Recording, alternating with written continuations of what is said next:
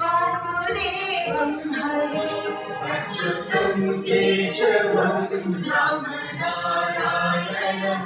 कृष्णदामोदरं वासुदेवं हरे श्रीधरं माधवं गोपिकावल्लभं जानकीनायकं रामचन्द्रं भजे श्रीधरं माधवं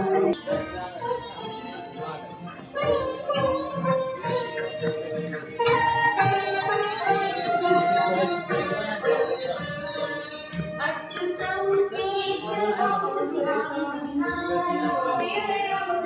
कृष्णदामोदरं वासुदेवं हरे अच्युतं केशवं रामनारायणं कृष्णदामोदरं वासुदेवं